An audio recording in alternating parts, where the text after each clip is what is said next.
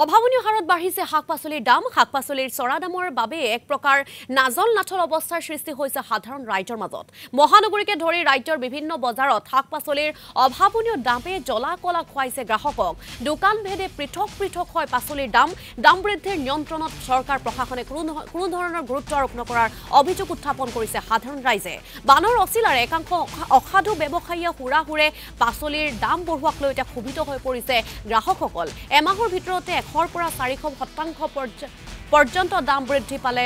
পাচলিৰ দাম আৰু এই সন্দৰ্ভত আমাক বজাৰৰ পৰা সামগ্ৰিক পৰিৱেশ দেখাব সাংবাদিক চিন্তুমণি শইকীয়াই নিশ্চয়কৈ চাওক যে নিৰ্বাচন শেষ হ'ল আৰু নিৰ্বাচন শেষ হোৱাৰ পাছত ইতিমধ্যেই নতুন চৰকাৰখনে শপত গ্ৰহণ কৰিলে আৰু তাৰ পৰৱৰ্তী সময়ছোৱালৈ যদি আপুনি চাই তেতিয়াহ'লে দেখিব যে সমগ্ৰ দেশজুৰি এতিয়া শাক-পাচলিৰ যি ধৰণৰ তাৰতম্যতা দেখিবলৈ পোৱা গৈছে শাক-পাচলিৰ মূল্য সেই মূল্যই কিন্তু এতিয়া এটা ভয়াৱহ পৰিস্থিতিৰ সৃষ্টি কৰিছে বিশেষকৈ গুৱাহাটীৰ যদি আপুনি বিভিন্ন প্ৰান্তৰ শাক-পাচলিৰ বজাৰসমূহলৈ লক্ষ্য কৰে তেতিয়াহ'লে তাত দামৰ বিভিন্ন ধৰণৰ তাৰতম্য দেখিব আনহাতে ৰাজ্যৰ যিসমূহ আসলতে পাইকাৰী বজাৰ আছে সেই পাইকাৰী বজাৰসমূহতো কিন্তু পূৰ্বৰ তুলনাত এতিয়া কিন্তু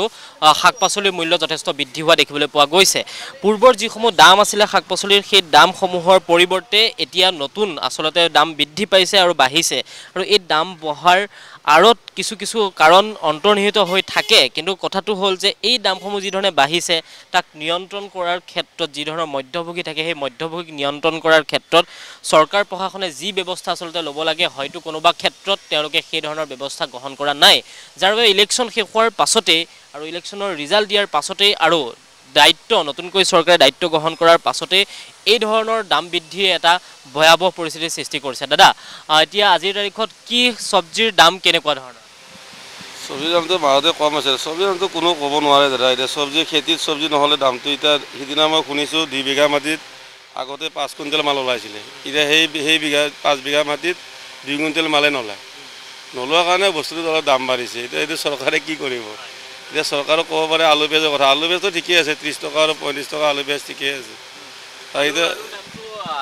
কেইদিনমানৰ আগলৈকে ইয়াতকৈ অলপ কম আছিলে তেতিয়া আপোনাৰ খেতিত মাল আছিলে এতিয়া গৰমটো মাজত কেনেকুৱা গৈছে গৰমে আপোনাৰ গাছ মৰি গৈছে বহুত গাছ মৰি গ'ল তাত আকৌ বৰষুণ দিলে গাছ নমৰি কি হ'ব মানুহে কেনেকুৱা অৱস্থা হৈছে আৰু খেতি গজে একদম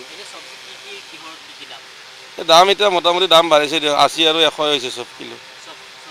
চব চব্জি বিলাহী যেনেকুৱা ধৰক 70 পৰা 80 আপোনাৰ এই জিকা 80 টকা কিলো তিয়হ 60 টকা কিলো বান্ধাৰ দামটো খালি কম আছে ভেন্দিৰ দাম কম আছে তাৰ বাহিৰে মালৰ দাম একো কম নাই কেইদিনমান থাকিব আৰু দাম কমিব এতিয়া ধৰক নতুন খেতি যেতিয়া আহিব তেতিয়া হ'ব আৰু পানী হৈ আছে বাহিৰৰ মালটো আহিব হয় চিন্তুমণি শইকীয়া আপোনাক ধন্যবাদ জনাইছোঁ আপুনি গণেশগুৰি বজাৰৰ পৰা আমাক